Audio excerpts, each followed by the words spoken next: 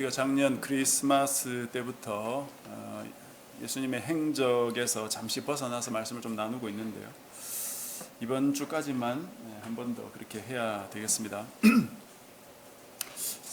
새해와 함께 우리가 새 본문으로 묵상을 시작했기 때문인데, 올해 묵상할 책들을 이렇게 살펴보니까 아주 묵직한 책들이 많이 포함되어 있습니다. 전반기까지만 해도 민수기, 그리고 마태복음, 로마서까지 포함되어 있고요. 하반기에는 예레미야서, 열왕기상, 욥기 이렇게 포함이 되어 있습니다. 묵상 범위가 6년 주기로 돌아가기 때문에 한번 돌아올 때 묵상을 좀 잘 하려고 애쓰는 것이 우리 모두에게 필요할 텐데요. 그걸 위해서 묵상 범위가 바뀔 때마다 본문의 좀 중요한 부분들은 짧게라도 나누려고 그렇게 생각을 하고 있습니다. 지난주 또 민수기 묵상을 처음 하면서 한 청년의 노고가 어린 문자도 있고 해서 오늘은 또 민수기의 중요한 어떤 한 주제를 좀 나누려고 하는데요. 잠시 민수기에 들어가기 앞서서 짧게 그 민수기가 어떤 책이냐 하는 것을 잠시 말씀드리면, 민수기는 모세오경이라는 그 책에 속한 한 책이고요. 모세오경은 창출, 레민신 이렇게 5권이지 않습니까? 그 내용이 천지 창조부터 아브라함, 이삭, 야곱 이 족장 시대를 지나가지고 이집트에 살던 모세 시대, 그리고 나서 그 이후에 이집트로부터 출애굽해서 가나안까지 오는 그 여정이 담겨 있는 내용이 바로 이 모세오경입니다. 이스라엘 백성들이 출애굽을 하고 나서 3개월 만에 시내산에 도착을 했는데, 거기서 약 1년 정도 머무르면서 하나님 말씀을 받았습니다. 그때 기록이 출애굽기부터 해서 레위기, 민수기까지 이렇게 나오는 것입니다. 민수기는 이제 그 시내산에 머물던 마지막 20일의 기록부터 시작해서 가나안 입구까지 가는 그 여정이 기록되어 있는데, 시내산에 있던 이 마지막 20일 동안 하나님께서 모세에게 주신 명령이 바로 오늘 우리가 살핀 것처럼 각 지파별로 인구를 조사하라 하는 명령이었고요. 그거 이외에 여러 가지 필요한 율법들도 추가적으로 주시긴 합니다. 이제 자세한 내용들은 우리가 묵상을 하면서 이제 살피면 되겠는데, 오늘 우리가 함께 생각해 볼 것은 바로 이 인구 조사에 대한 겁니다. 민수기에는 인구 조사가 2번 나옵니다. 첫 번째는 오늘 읽었듯이 이 1장에서부터 한 4장까지 이렇게 걸쳐서 나오고요. 두 번째는 26장에 나오는데 그 한 장에 모든 지파의 인구가 다 나옵니다. 근데 왜 인구조사를 하라고 하나님께서 시키신 걸까요? 작년 12월 25일에 전 세계 인구가 80억 명을 돌파했다고 유엔이 공식적으로 발표를 했는데요. 70억 명이 된 지 11년 만이라고 합니다. 그러니까 2011년쯤 70억 명이 되었던가 봅니다.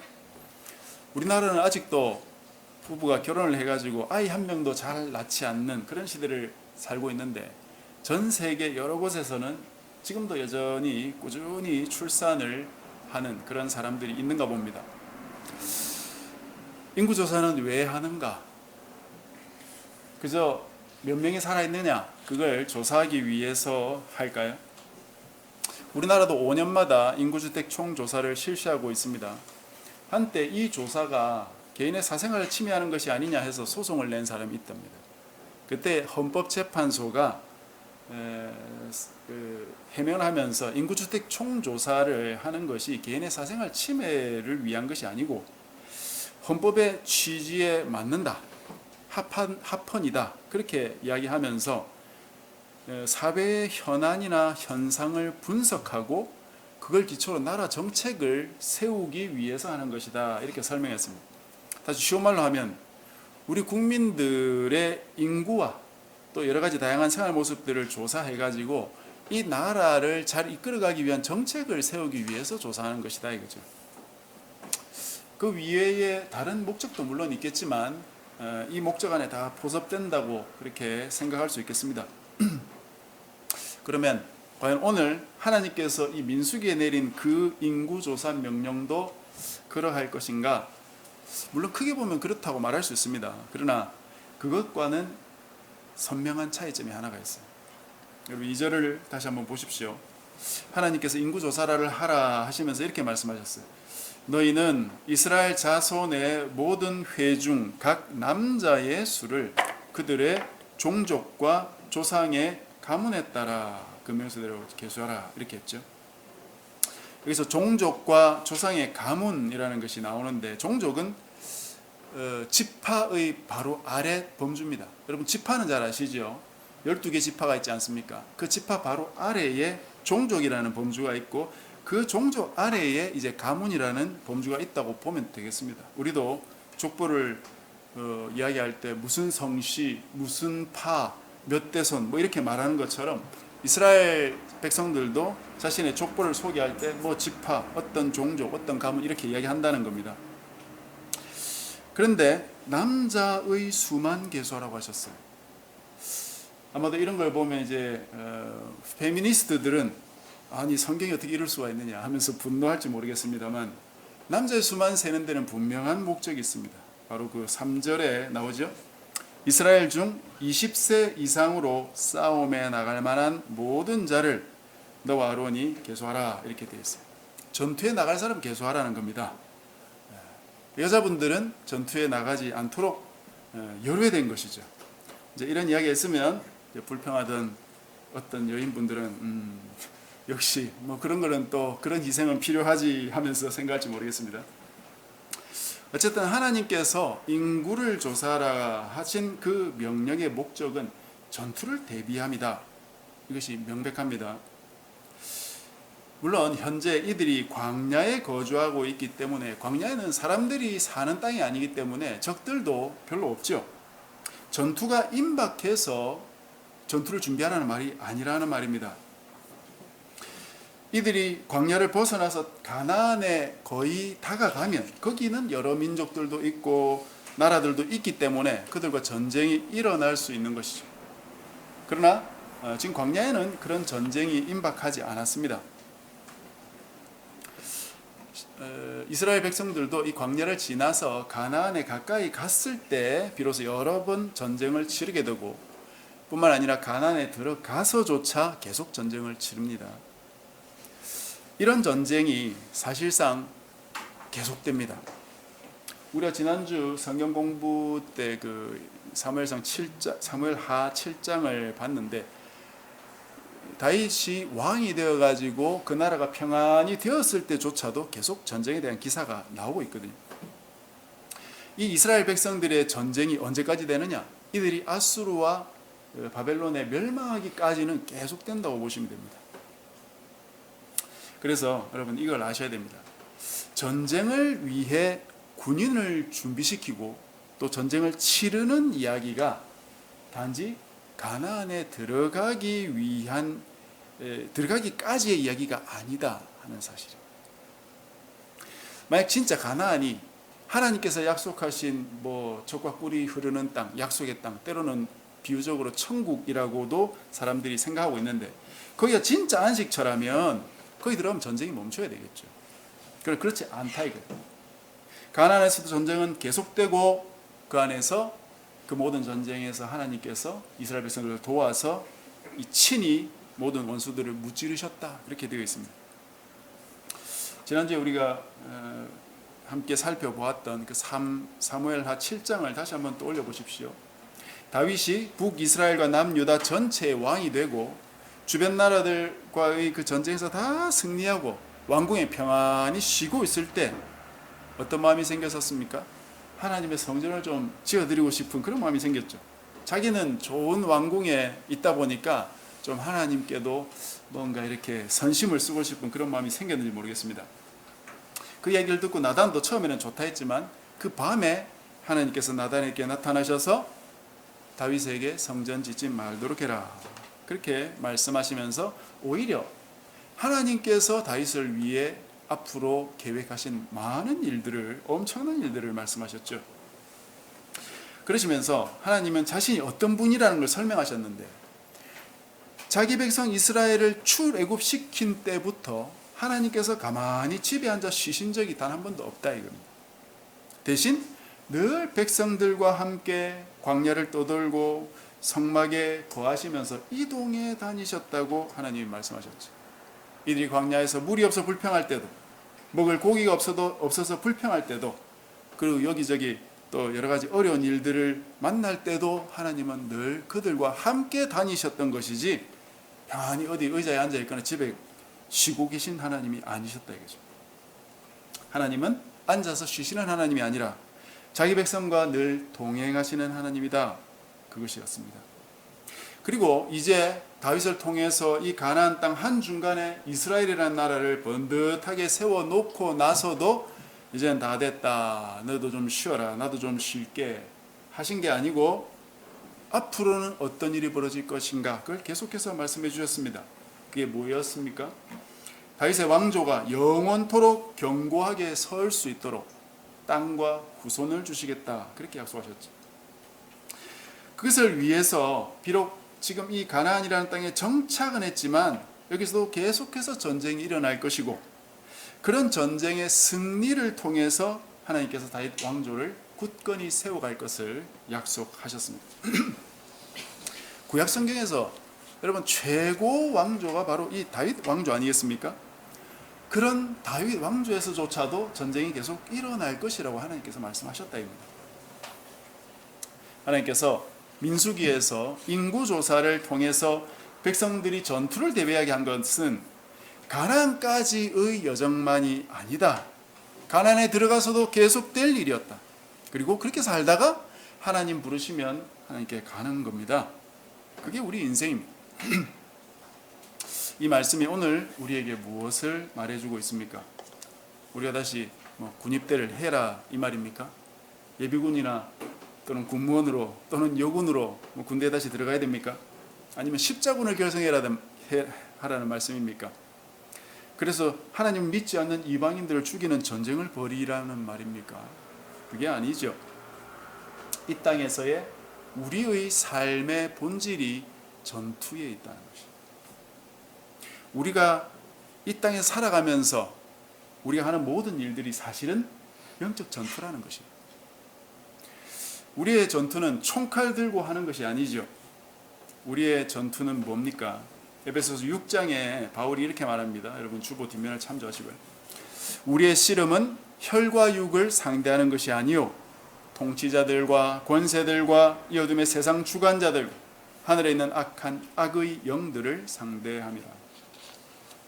여기서 바울은 씨름이라고 했는데 이것은 레슬링 같은 그런 경기를 가리키는 말입니다. 예전에 우리말로 이제 씨름이라고 번역해 둔 것을 아직까지 사용하고 있는데요. 그런데 이런 씨름처럼 우리가 하는 경기는 혈과 육을 상대하는 그런 경기는 아니다. 혈과 육은 인간을 말하는 거죠. 즉 바울이 말하는 싸움은 인간들과 벌이는 싸움이 아니고 인간을 죽이는 싸움이 아니다. 현대의 십자군 전쟁을 말하는 게 아니다 이 말입니다. 이방인이나 다른 종교인이나 심지어 이단들을 대할 때도 그 사람들과 싸우는 것이 아님을 우리가 잘 인식해야 됩니다. 많은 사람들은 사람을 적으로 생각합니다. 그러니까 전쟁을 일으키는 것이에요. 우리는 이제 기독교라는 종교를 가지고 있다 보니까 이단에 굉장히 민감한데 어떤 분들은 가톨릭까지도 이단으로 생각합니다. 저도 한때는 그런 생각을 가지기도 했는데 여러분 놀라운 사실이 뭔지 알아요? 가톨릭은 개신교를 품으려고 그래요. 떨어져 나간 형제다 이러면서 개신교를 품으려고 합니다. 근데 개신교는 가톨릭을 자꾸 이단시해요.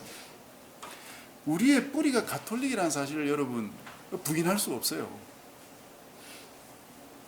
우리는 겨우 1500년 말에 가톨릭으로부터 분리되어 나온 어떻게 보면 그 사람들이 볼 때는 분파의 일종인 사람들입니다. 여러분 가톨릭을 좀 더 알아보면 훨씬 우리보다 넓이가 넓고 깊이가 깊다는 사실을 많이 알 수 있어요. 무조건 그들을 배척해서 안 된다 이 말이에요. 이런 사람들이 우리의 적이 아니다 이 말입니다. 사람들을 배척하려고 해서는 안 된다 이 말이에요.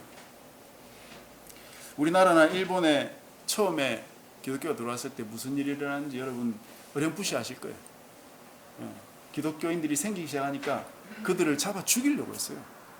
그래서 개종해라. 그렇지 않으면 네 목숨 날아간다. 그런 것들이 기독교 초기 역사들이었습니다. 사람을 대항해서 그들은 죽여왔던 거예요. 다른 사람들은. 그러나 우리도 그들처럼 그렇게 사람을 대상으로 전쟁해서는 안 된다 이 말입니다. 그러면 누가 우리의 대상입니까? 통치자들, 권세들, 어둠의 세상 주관자들, 하늘에 있는 악의 영들이라고 했습니다. 이게 뭔지 일일이 하나씩 규명하는 그런 학자들도 있지만 그냥 우리는 하나님을 대적하는 악한 영들의 총칭이라고 보면 되겠습니다. 여기서 바울이 강조하는 건 우리 싸움이, 우리의 씨름이, 우리의 전쟁이 사람과 싸워서 그 사람을 죽이는 유혈 전투가 아니라 영적인 전투라는 데 있습니다. 악한 영들과의 전투다. 따라서 이 땅에서 우리의 삶은 악한 영들과 벌이는 영적 전투다 하는 것입니다. 근데 이것은 우리가 좋든 싫든 원하든 또 원하지 않든 우리가 결정할 수 있는 바가 아니에요. 우리는 이미 영적 전투에 휘말려 있는 사람들입니다. 이 전투를 벗어날 수 없어요. 왜 그렇습니까? 나는 가만히 있어도 내 적이 존재하고 있기 때문에 그래요. 그 적이 계속해서 전투를 걸어오기 때문에 어쩔 수 없이 그 전장에 있게 되는 것입니다. 그러니까 이 전쟁을 내 마음대로 시작하고 그만둘 수 있는 전쟁이 아니다. 사탄이 죽지 않고 살아있는 이상 사탄은 우리가 죽을 때까지 또 자신이 하나님의 심판으로 멸망받을 때까지 계속해서 하나님 백성들을 쓰러뜨리기 위해서 전쟁을 걸어올 것이다. 하나님 백성들을 쓰러뜨려서 자기 편 만들기 위해서 사탄은 계속 전쟁을 걸어옵니다. 그러니까 참 심각한 상황이죠. 도대체 벗어날 수가 없는 상황입니다. 이 전쟁 상황에 우리가 어떻게 해야 되는가? 아마 여러분 이런 부분을 고려하지 않고 가만히 앉아있으면 나도 모르게 우리의 영혼은 피투성이가 되고 말 거예요. 적에게 잔인하게 도륙되고 말 것입니다.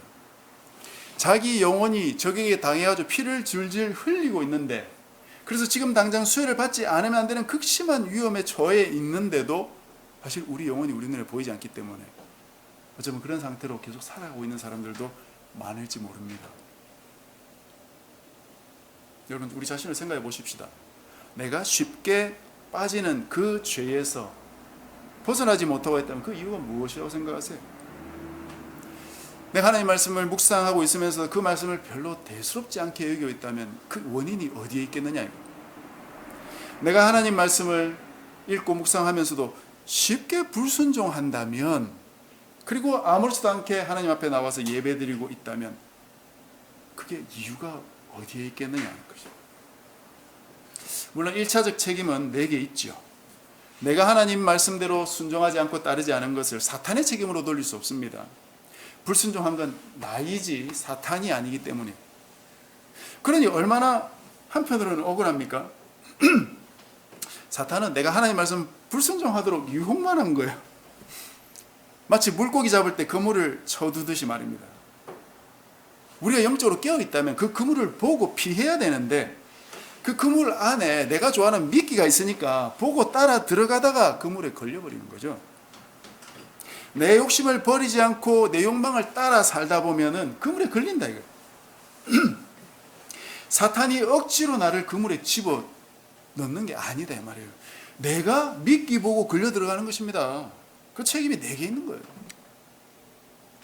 사탄은 원래 처음부터 그런 존재였어. 자신도 하나님을 거역해 타락해버렸지만 그걸로 끝나지 않고 다른 천사들 또 다른 사람들도 유혹해서 자기와 같은 존재가 되도록 자기 세력을 키워가려고 작당을 하고 있는 것이 바로 사탄입니다. 자신은 결코 여호와 하나님을 이길 수 없고 그분의 손에 멸망받을 수밖에 없는 존재임에도 불구하고 사탄은 자신의 운명을 애써 모른 척하고 자신의 세력을 키워가고 있고, 자기 나라를 키우면 자기도 하나님을 상대할 수 있는 존재가 될 거라고 착각하고 있는 것이에요. 그 전략으로 우리에게 다가오고 있는 것이 사탄입니다. 그래서 여러분, 나도 내 왕국 든든하게 세워서 잘 이렇게 정비를 한다면 아마 별 걱정 없이 살 수 있을 것이다 라고 생각하고 있다면 그거 사탄에게 속아 있다는 사실입니다. 그것이 하나님을 대항해 세운 모든 나라를 하나님은 다 무너뜨린다는 이야기가 바로 우리가 저번에 다니엘서 묵상했을 때 그 메시지예요. 하나님을 대항해서 세운 모든 나라는 다 쓰러지게 돼 있어요. 하나님이 뜨인 돌로 다 파괴해버리겠다 하셨습니다. 내가 내 나라를 세우고 있다면 허물어질 나라다 하는 사실을 기억해야 돼요. 과연 이런 영적인 전투, 사탄이 걸어오고 있는 그 전투에서 이기려면 우리가 어떻게 해야 됩니까? 이런 사탄의 모략에 빠지지 않으려면 어떻게 해야 되냐? 이런 사탄과 한패가 되어서 나도 착각하게 되지 않으려면 어떻게 해야 될까요? 가장 먼저 해야 되는 건 하나님을 신뢰하셔야 됩니다. 하나님 말씀을 믿어야 된다. 내가 영적인 세계를 잘 모르죠. 알면 얼마나 알겠어요. 그 영적인 세계는 하나님이 주관하고 계신 세계거든요. 그렇기 때문에 하나님 말씀을 신뢰해야 되지 않겠어요? 내가 누구의 말을 신뢰할지를 결정해야 된다는 것입니다. 내 주변의 사람들의 말을 듣고 영적인 세계를 판단할지, 사탄의 말을 듣고 영적인 세계를 판단할지, 아니면 나 자신의 생각으로 그냥 판단해 버릴 것인지, 아니면 성경에서 진리를 가르치시는 그 하나님의 말씀으로 판단하고 영적인 세계를 바라볼지 결정해야 된다. 그걸 결정하지 않고 가만히 앉아 있으면 패배할 수밖에 없는 것이에요. 만약 하나님 말씀을 신뢰하기로 결정했다면 영적 전쟁에 대한 하나님의 대비책도 신뢰하고 받아들이셔야 됩니다.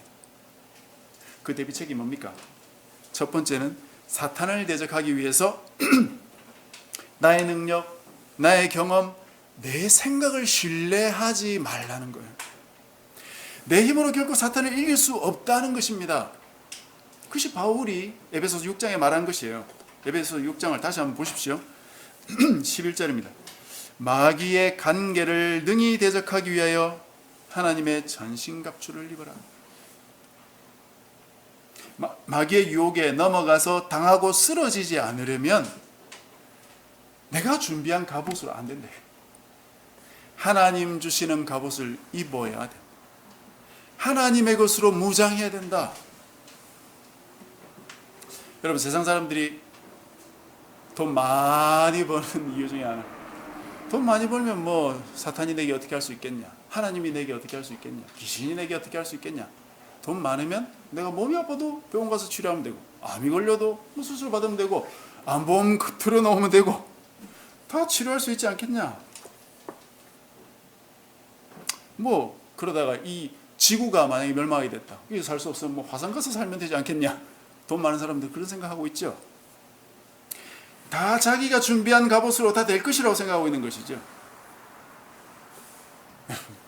우리가 준비한 갑옷, 그것으로 사탄을 이길 수가 없어요.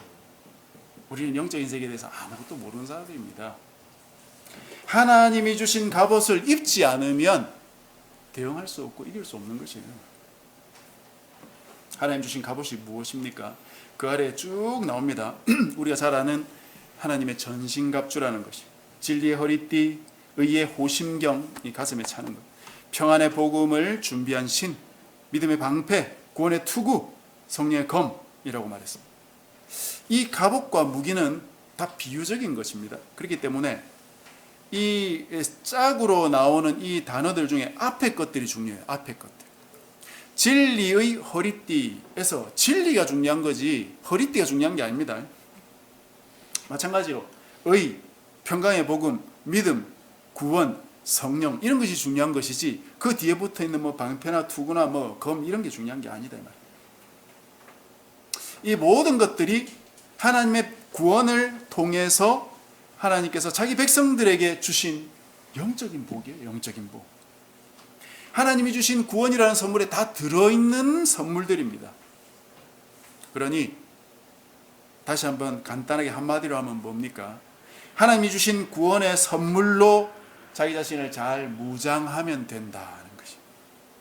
하나님이 주신 구원의 선물로 내 머리와 내 가슴과 내 허리, 내 신발, 내 무기를 채워 넣으라는 것입니다. 하나님의 말씀이 진리라는 것을 내 머릿속에 새겨 넣어야 되는 거죠. 그리고 그 말씀을 따라 살아갈 때 하나님 주시는 의로운 양심으로 우리 가슴을 대비해야 되는 것입니다.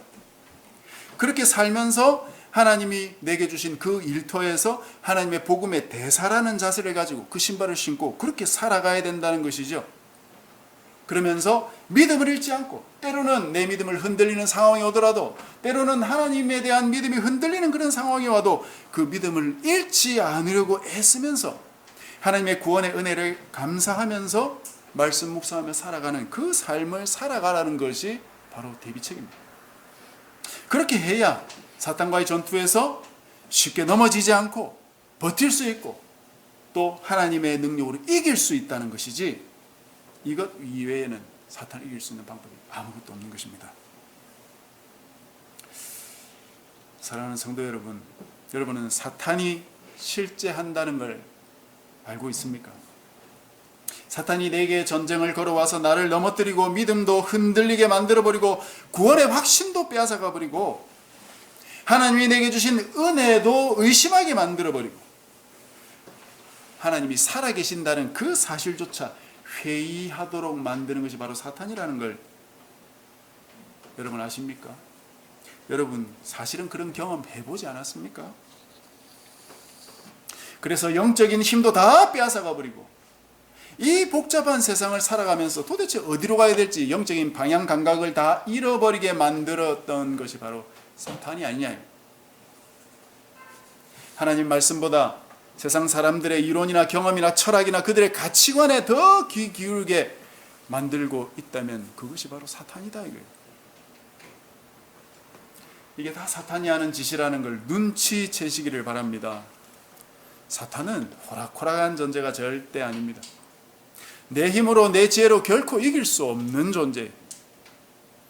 나는 사탄이 하나도 보이지 않고 사탄은 바로 자기 눈앞에서 나를 보고 있는데 무슨 수로 이겨요? 그러니 하나님의 도움을 청하셔야 된다.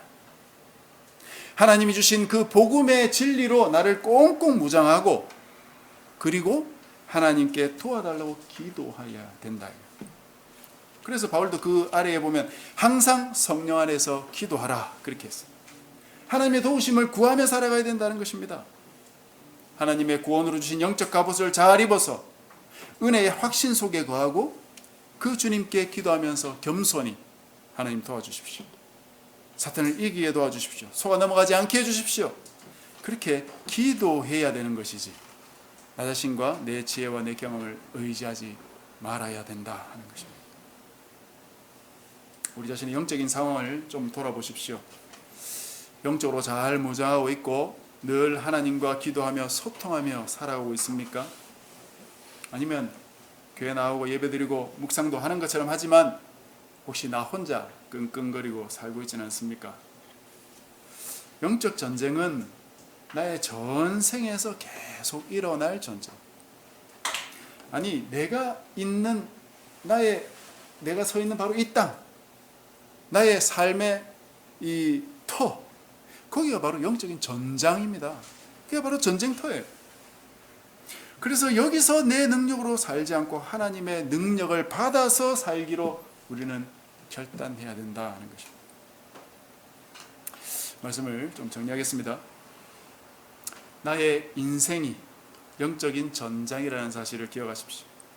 그러나 그 전장에 나 혼자 외따로 버려진 게 아니라는 사실 또한 기억하십시오. 하나님은 자기 백성과 늘 동행하시는 하나님이세요. 늘 내가 부를 때 언제든 응답하시는 하나님이십니다. 그 하나님께서 주신 영적인 무장을 잘 갖추고 전쟁에서 승리하는 저와 여러분 되시기를 바랍니다. 그래서 이번 한 해는 날마다 영적인 전쟁에서 승리하고 하나님께 영광을 돌려드리고 하나님 주신 구원의 기쁨으로 충만한 그런 이 한 해가 되시기를 주님의 이름으로 간절히 축복합니다.